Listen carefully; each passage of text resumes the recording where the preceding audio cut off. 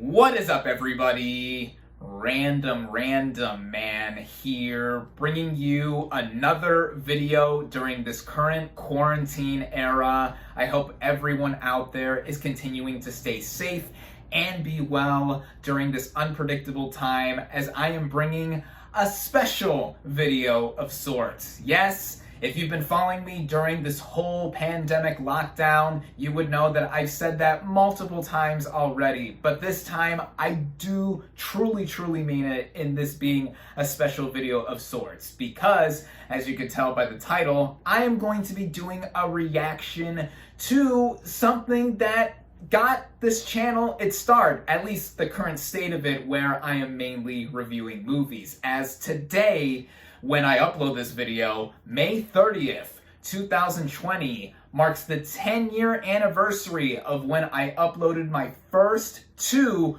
movie reviews.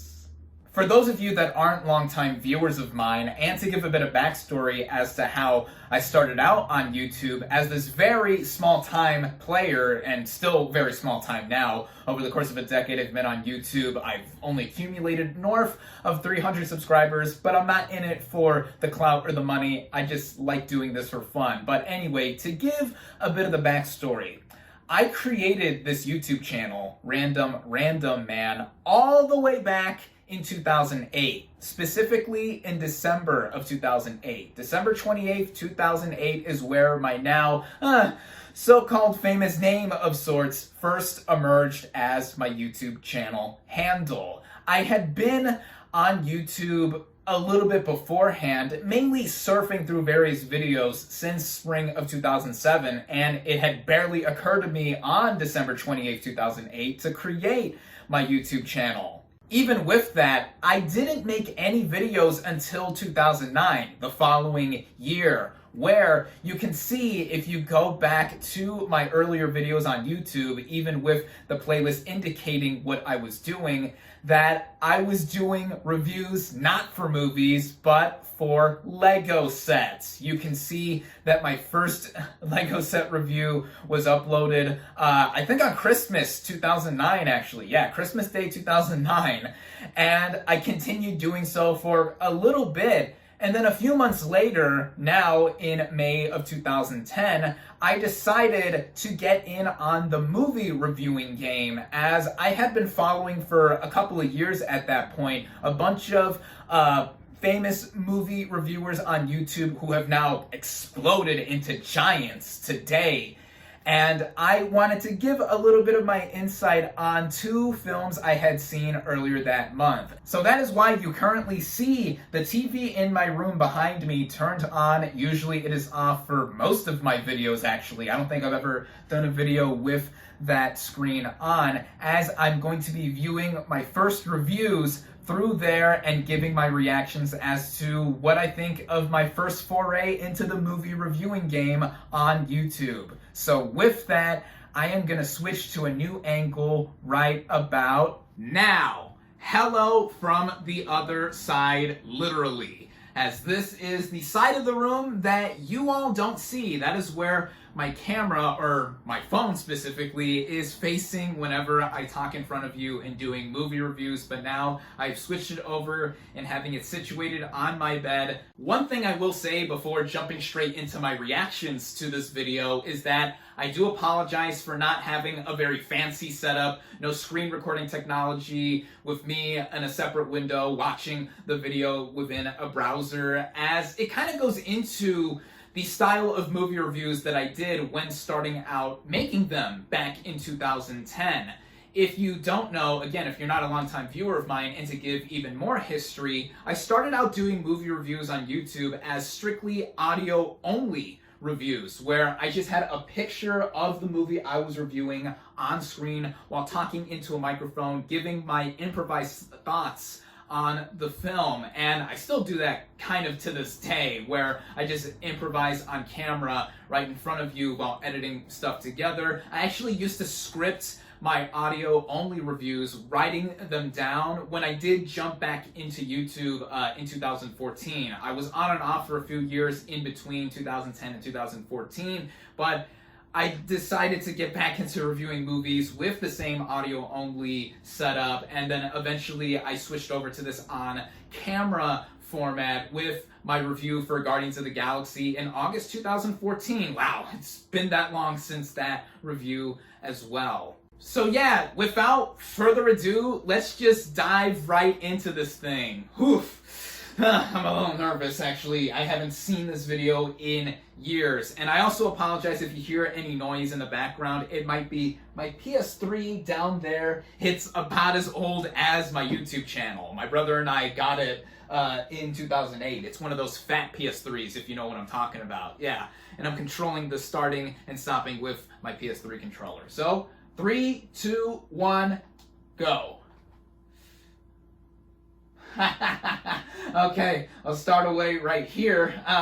You gotta love this. The Windows Movie Maker title cards that were used so much back in the day. I still use Windows Movie Maker 6 to edit my videos together, and Windows Live Maker 2. I still use primitive technology, but you know, I work with what I'm comfortable with. So yeah, there you go. Oh boy. But let's just keep going. Here we go.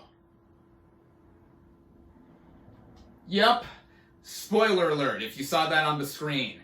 In case you haven't seen Iron Man 2 or Ridley Scott's 2010 version of Robin Hood by now, you've been warned. So, yeah, there you go.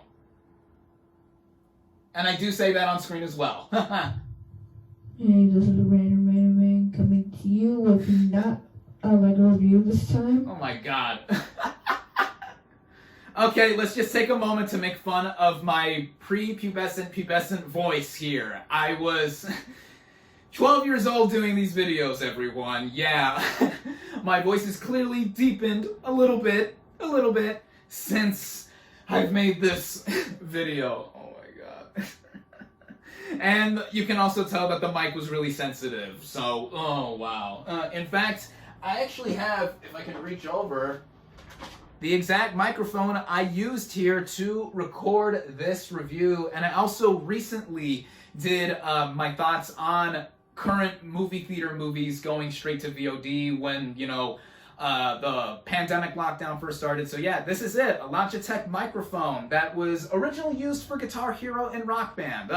Those were the days back then, early on in the decade and a little before that. So yeah, let me rewind that a little bit. I'm doing a movie review, well technically 2 movie reviews, this time on the Iron Man 2 and Robin Hood.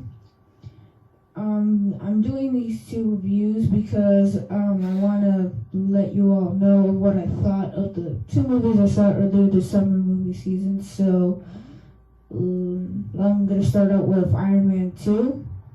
Now, Iron Man 2, let me just say, it was pretty good. I liked it a lot, but in my opinion, I don't think it was better than the first one. I mean, it was a great sequel, but not better than the first one. Let me just start out with the plot. The plot of the story was basically about this guy named Ivan Vanko, aka Whiplash, played by Mickey Rourke, little though it's never mentioned in the movie, who is basically stalking Tony Stark, I think, and he's trying to make his own... I want to pause there, yeah. I'm surprised how similar this format is to how I do movie reviews now, where I do get into a bit of the plot synopsis, say the characters, the actors in the film, who they are, saying all that. Yeah, I'm actually surprised, yeah, given, you know, this was so long ago, but yeah. What also surprised me is that I straight up said that I thought the movie was pretty good right off the bat. Usually, with my current reviews, I build up to my full consensus by the end of it, but here, right off the bat, 12-year-old me wasn't messing around here. So, there you go. Let's continue. Arclight, the one that Tony Stark got at the beginning of Iron Man. And this movie just begins right after the first one, so that's a good way to start out a sequel. And lots of people reprise their roles as who they are, like Tony Stark is reprised by Robert Downey Jr. Happy Hogan gives sophomore screen time by Jon Favreau. Nick Fury played by Samuel L. Jackson. Gwyneth Paltrow as Pepper Potts. Yeah. The only... I can't believe I was actually able to remember all the actors and the characters that they played. Again, I was doing this off of memory and improvisation, so I'm impressed. 12-year-old me is impressive, to say the least, that I was able to just run through a bit of the cast right there after giving a bit of the synopsis of the film. So, wow. Alrighty, let's continue. Thing that's different is that Terrence Howard is not playing Rhodey anymore. It's Don Cheadle, and lots of people are going to complain about that, but I don't think I find that as a complaint because he actually did a pretty good job. He actually caught the role as Rhodey very much, and this time Rhodey turns into War Machine, which was actually very exciting. It was exciting because look, he is right there on the poster behind our title character himself. Alright everyone, sorry about this abrupt cut right over here. My TV was whacking out, I guess, a little bit. I mean, that's what you get when you're dealing with not just an old video game system here, but an old monitor. So yeah, I'll rewind to about where I last left off. So, okay, here we go. I thought War Machine was going to give himself more screen time, but he didn't necessarily until the end. And sorry if I'm going to spoil anything for you guys, just be aware. I said at the beginning. Yeah, the action scenes were pretty well done. Okay. Like one of my favorite scenes was when Tony Stark is at the race car rally and he's fighting Whiplash when he grabs onto the suitcase and he just puts it on and he turns himself into the Iron Man suit Mark 5, I think. I remember that. So cool. And then he starts fighting Whiplash in a battle. Oh my god, I love that scene. My god. Anyway, yeah, the action scenes, like I said, were pretty well done. And, yeah, everything about the movie was great. There were some nitpicky moments. Oh. But I'm not going to say anything because it'll sound like I'm such a critic. And that, just so you guys know, if you haven't seen the movie, there are lots of hints about the Avengers movie that's going to come out. Oh. If you watch the movie until the credits roll, at the end, there's like something about the Avengers movie I'm not going to tell you guys, but still, it's pretty sweet. It's pretty sweet, oh my god. But throughout this movie, from what I remember, it's been not just years since I've seen this movie review in full, but since I've actually seen the actual movie Iron Man 2. I saw this in theaters, given clearly since I was reviewing it back a decade ago, but the last time I saw this thing was in high school, 2013 I think. So yeah, it's been years since I've seen this movie. So it's interesting also just looking back on this review specifically because, you know, this was, to me, when the MCU started. Like, really was more kicking off, given all the Avengers references in the film, from what I recall, at least. And, you know, now, a decade later, the MCU is, like, the biggest thing ever for film franchises. Last year, of course, we got the culmination for the first 3 phases of the MCU, Avengers Endgame. Yeah, of course I reviewed that. Everyone on YouTube has reviewed it. But yeah, it's interesting to look back, hearing 12-year-old me just pick all these little details out, so to speak. Let's keep going. Anyway, Iron Man 2, it's a pretty good movie. I actually liked it a lot. But I just thought that Whiplash was a good villain, but he, Justin Hammer, played by Sam Rockwell, he practically stole the show. He, like, makes all of these, like, duplicates of Iron Man's, wow, getting into more plot. Suits, and he turns them into robots, but then Whiplash has something different in mind, so, yeah, sorry. Sorry. Good movie. Good sequel, but not as good as the first one because it didn't have too much action as much as the first one. Oh, wow. The first one had way more action. My reasoning. Next up, Robin Hood. Let's see. Robin Hood. Oh my god, yeah. So let's move on to the second and final review of this video, the 2010 version of Robin Hood. Good. I thought it was good too. Not as good, but Robin Hood. Oh my god, I barely switched the picture of Ben. Or actually, technically it wasn't me. To give a little more history, actually. So, I was recording this video through a microphone, obviously, into one of the old computers that, my family had, and it was my brother Alex, who switched up the images. He was like, kind of simultaneously editing the video while I was recording it, and he edited my videos at first before I got more savvy, computer savvy, doing all this stuff, and I guess he just switched over at that point after hearing the audio to put the poster of Robin Hood up at that point, so, okay, yeah. Stars Russell Crowe and is directed by Ridley Scott, and Ridley Scott is also the director of Gladiator, and Russell Crowe also starred in Gladiator. That movie turned 20 years old this year, so back then it was the 10th anniversary of Gladiator. So, wow, a lot of anniversaries. Wow. And basically, that's what got both of them an Oscar. So, actually, that's a bit of infamous information right there. The movie, Gladiator, it won 5 Academy Awards, I believe. Yeah, for Best Picture being the biggest one, obviously. Russell Crowe won Best Actor, but Ridley Scott didn't win. No. He lost to Steven Soderbergh for Traffic. He was nominated twice that year for Aaron Brockovich and Traffic, so he technically beat himself. And Traffic, which I have the Criterion Blu-ray over there on my shelf of Blu-rays, I think is a phenomenal film. Just a bit of a side note. So let's continue. Yeah, I saw Gladiator. I thought it was pretty good, but I don't think any epic film could live up to Gladiator. Maybe Avatar, but still. Or Avatar.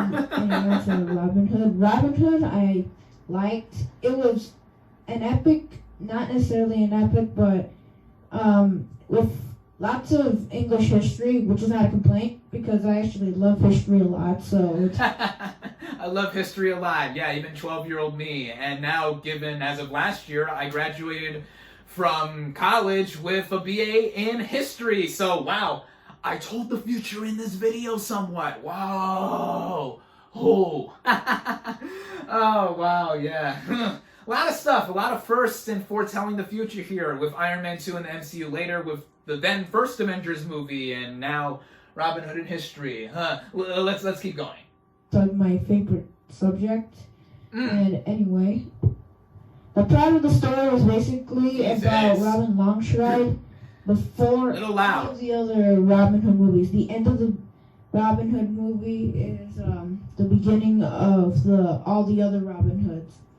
And at least that's what I thought. Yeah, because I was aware of Robin Hood at that point. I knew there were so many smattering of different versions of the character, but yeah, this was an origin story from what I did remember of the film. Again, it's been years, like with Iron Man 2, since I've seen this film.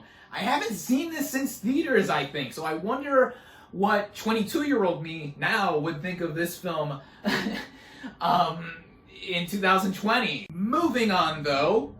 It basically just starts out saying stuff about Robin Longstride before he becomes the leader of the Hood. And but lots of the supporting characters were actually pretty good. Kate Blanchett did a really good job of playing Lady Marion. The villain this time is not the king, not King John, but it's actually Godfrey, played by Mark Strong, who happens to be like a villain in every movie I see because he's a villain in Kick-Ass.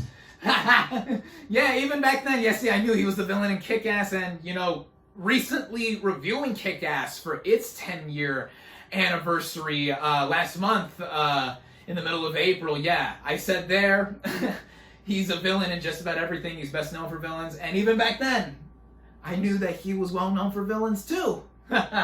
Wow. And Godfrey is basically used to be an ally to the king, but then he used to do stuff for the king, but now he's a ally with the French, so he basically backstabs him, and he's basically going after the king and Robin Hood.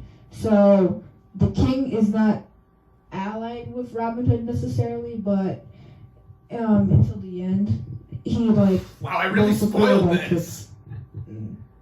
I just can't explain it too much. I actually did explain it though.